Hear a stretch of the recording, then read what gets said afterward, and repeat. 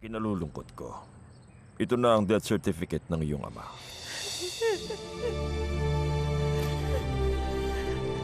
Nakikiramay ako. Ang problema, Doktor, wala kaming perang pambayad sa inyo. Kung ganon, wala na rin akong magagawa. Muli, nakikiramay ako. Salamat. Sige, aalis na ako.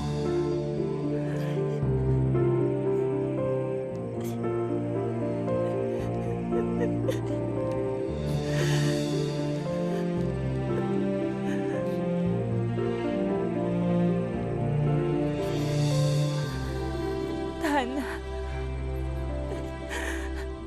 kakayanin natin to. Tutulungan tayo ni Santo Biagio.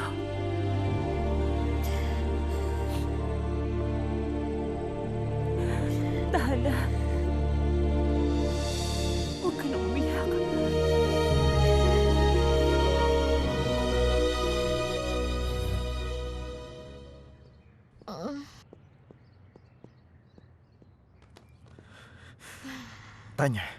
Tanya, sobra na to. Kailangan ko magtrabaho. Ako na ang sumasagot ng lahat ng gastos. Kailan ka ba magbabago? Hindi na tama to. Sumusobra ka na. Hindi ka na nakakatuwa. Hinanap kita buong umaga, ha? Bakit naman hindi ka sumagot sa mga tawag ko? Kasi buong araw ako nagtatrabaho. Sana naintindihan mo na hindi kita kayang bantayan palagi dito. Sorry na. Ay, aray. Umayos ka nga ng higa. Pero alam mo, pakiramdam ko, hindi mo na ako talaga mahal. Hindi ka dapat nagpapakalasing dahil lang sa hindi ko nasasagot ang mga tawag mo sa telepono. Baliw ka ba? Baliw nga. Baliw na nga ako. Halikan mo ako, Pedro. Yakapin mo ako, Pedro. Gusto ko Tanya, dito ka lang sa tabi Tanya, ko. Tanya, tama na. Huwag mo akong Huwag ngayon. iwan. Kailangan mo Mahal magpahinga. ko. Tama na.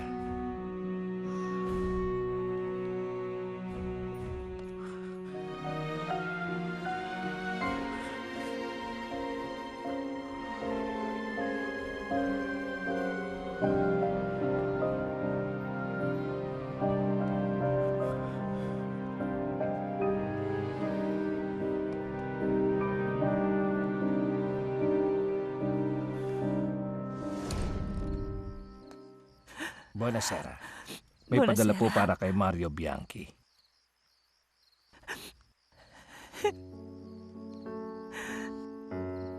Pasensya na po. Pero nahuli na kayo ng dating.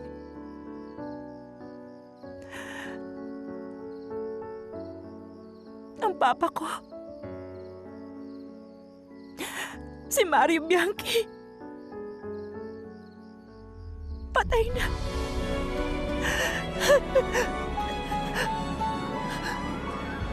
Kanino galing yan? Galing kay Vittorio Dragoni, galing Mexico. Mula sa Mexico. Ibigay niya sa akin. Ito, Grazie. Saan ba ako pipirma? dito po. Arrivederci. Grazie, Zinora. Buonasera. Buonasera.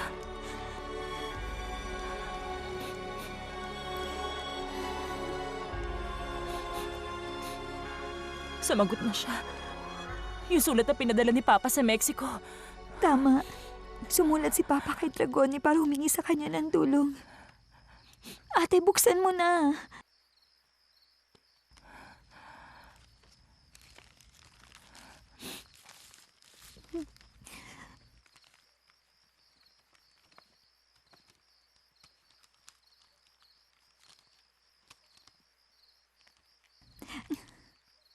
Kumusta ka, Mario?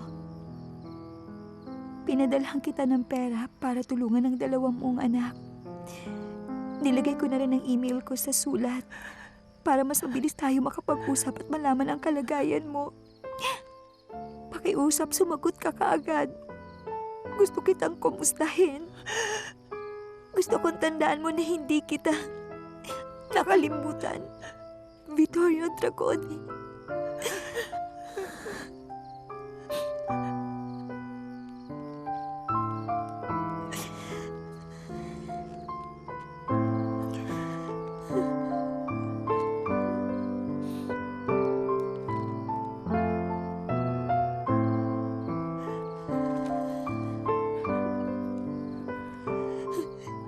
Vittorio Dragone. Ang laking halaga nito, Gian. Malaking tulong to sa atin. May papalibing nga dun si Papa kasama si Mama.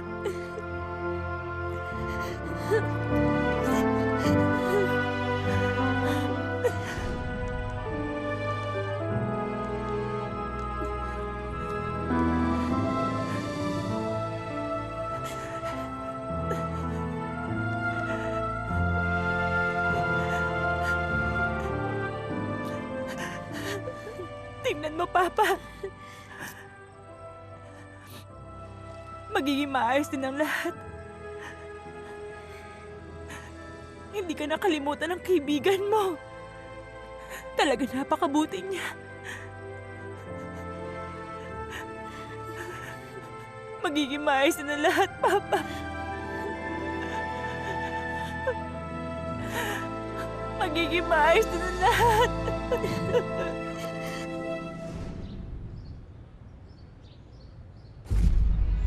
Anong gagawin natin? Wala na si Papa. Gusto ko makatulong sa'yo kaso may sakit naman ako. Ayos lang, Gian. Tinuruan tayo ni Papa na magtiwala. Hindi tayo pababayaan ng Diyos. Okay lang ang lahat. Dahil na mahal ko.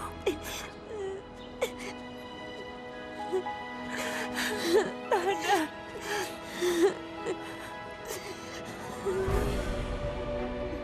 Nakikiramay ako sa inyong dalawa. Pero pinaalala ko lang yung renta ninyo.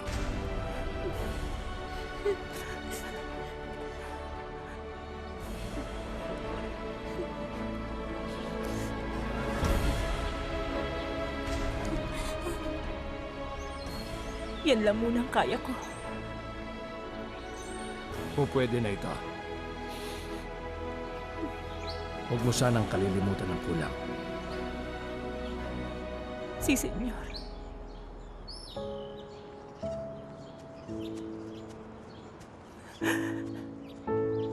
Yun na lang ang natitira nating pera.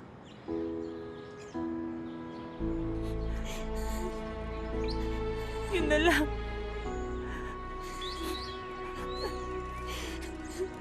Santo Biagyo, pagpalaan niyo si Vittorio. Huwag niyo po kaming pababayaan, Diyos ko.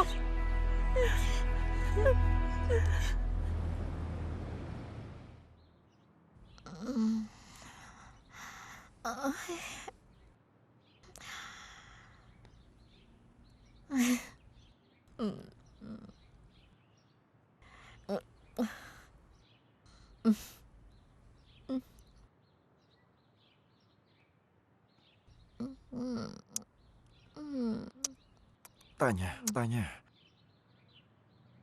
Tama na. Kailangan ko nang umalis. Ay, hindi. Sandali. Gusto ko lang sabihin. Alam ko, naging pasaway ako. Pero magiging proud ka rin sa akin. Pero paano mangyayari yun? Alam mong ginagawa ko ang lahat para matulungan ka lang. Humingi na tayo ng tulong pero parang hindi mo tinutulungan ang sarili mong magbago at iwasan ang pag-inom. Hindi.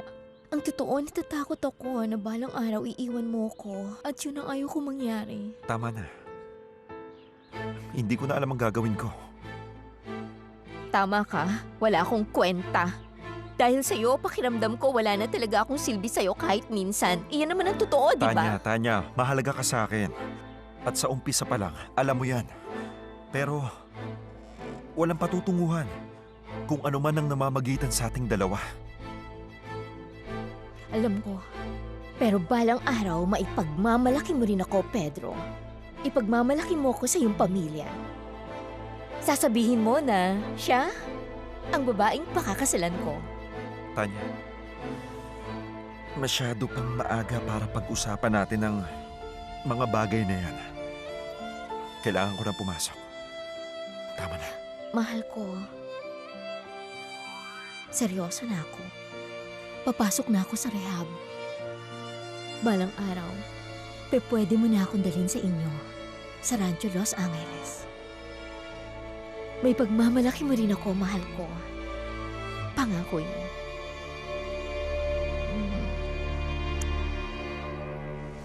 Kumusta, Don Vittorio? Ito po si Fiorella Bianchi. Gusto ko lang ibalita na sumakabilang buhay na ang aming ama. Gusto rin po namin magkapatid na magpasalamat sa inyo dahil sa perang pinadala nyo. Dahil doon, nabigyan namin ng desenteng libing si Papa. Fiorella, hindi mo alam kung gaano ako nalungkot nang malaman kong wala na ang iyong ama. Mabuti siyang tao. Tinulungan niya ako nung ako ay nangangailangan ng kaibigan habang ako ay nasa labas ng bansa.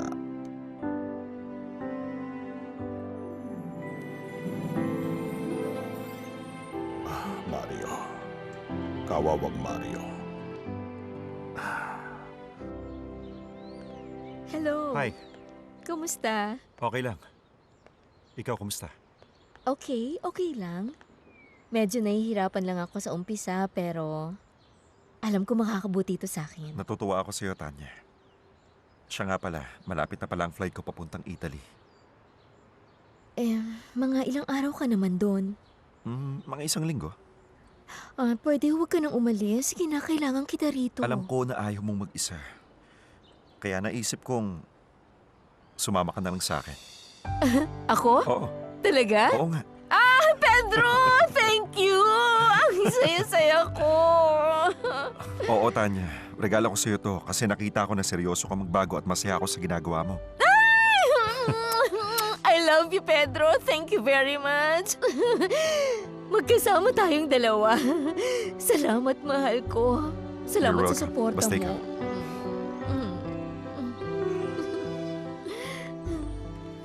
Medyo nahihirapan kami. Ginamit na namin ang natitirang pensyon ni Papa para pambayad sa mga utang. Wala pa akong trabaho. Kailangan pa ni Gianna ng gamot. May sakit kasi siya sa puso. Mukhang matalino kang bata. Alam ko mabilis ka makakahanap ng trabaho.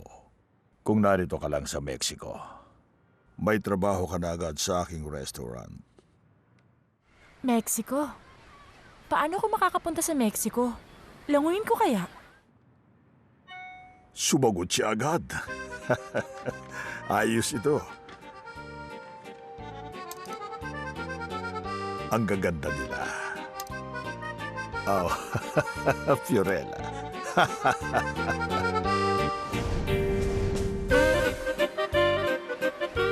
Hindi ako makapaniwalang nandito na ako sa Italy. Mahilig ka talaga mag-travel. Oo naman, lalo na kung kasama ka. Talaga lang ha. Mahal, pwede kunwari tayo si Mr. and Mrs. Angeles? Ano sa iyong palagay? Well, pwede natin gawin yan. Ako muna ang iyong asawa habang tayo'y nagbabiyahe. Fiorella. Mukhang may in love na kayo dun sa babaeng yun na nakilala niyo lang sa internet. Kaso nasa malayong lugar. Tama, kaso gusto niyang makita ang litrato ko. At anong problema? Ipadala niyo na, Don Vittorio. Siguradong wala na kayong maririnig sa kanya. Nagpapatawa ka, Benito. Nakakatawa ka. O pwedeng litrato ko na lang. Sa gwapo kong ito, sinisiguro ko matutuwa siya. Ang totoo, hindi ko kayang ipadala ang litrato ko. Pwede niya kasing isipin na matanda na ako at mahirap intindihin. Hindi nga ba? Benito, dahan-dahan ka. Dahan-dahan lang, pwede ba? O sige, picture na lang ni Robert Pattinson o kaya ni Justin Bieber. Hindi, pero pwede kong ibigay ang picture ko nung bata pa ako. Gwapo at maraming nababaliw sa akin. Tingnan mo ito.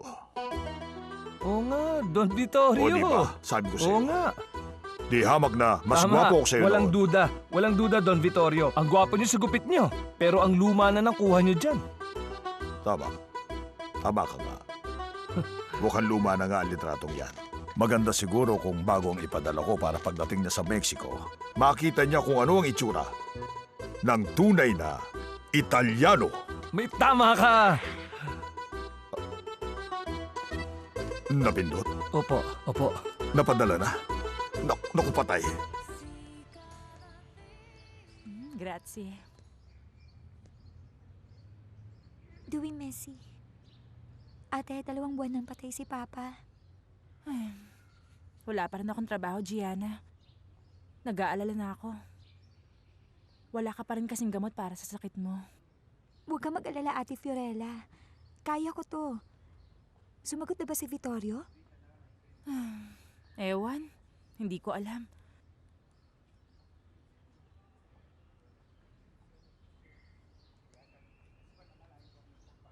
Ang gwapo naman pala ni Vittorio, oh. At paano mo naman nalamang siya yan? Baka naman hiniram niya lang yung picture niyan sa kapitbahay niya. Hindi. Ay, Vittorio. Tingnan mo, napakagwapo. Hi, ate. Posible kayong mainlove ang isang tao sa isang Meksikanong multo? Teka, mukha ba siya multo? Para sa akin siya si Vittorio. In love na nga siya sa boyfriend niyang Meksikano. Gianna! Hindi ko siya nobyo. Shh! Tumahimik ka nga dyan, Gianna. Hindi ko pa siya nakikita. At hindi ko siya makikita kahit kailan. Aalis na ako. Maghahanap ako ng trabaho. Umalis ka na. Tingnan mo, mahal ko, kung bibilisan natin, pwede tayo makapunta dito. Sabi nila maganda Hindi daw pwede, dyan. Tanya. May meeting ako. Mahal, narito tayo sa Italy. Oo, pero narito ako para sa trabaho. At mahuhuli na ako. Sige na, magkita tayo. Sandali lang. Baka pwedeng i-cancel mo na lang yan. Nandito nga ako para sa trabaho. Para sa trabaho. Oo, dahil kung hindi, nasa Paris tayo ngayon. Excuse me, sir. Handa na ang kotse. Grazie. Maglalakad na lang ako.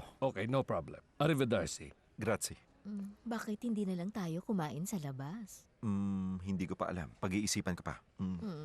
Mamaya na lang, alis na ako.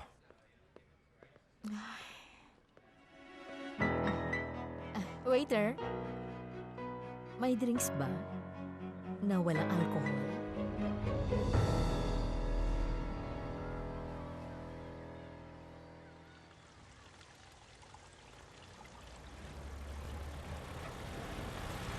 ¿A dónde va nuestro amor? Si cada día en nuestro cielo hay un sol en agonía, ¿a dónde va nuestro Tandaan mo, Fiorella, nakasalalay ang buhay ni Gianna dito.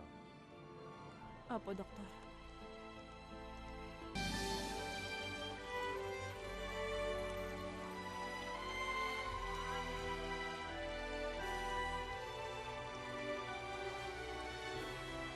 Tulungan niyo kami.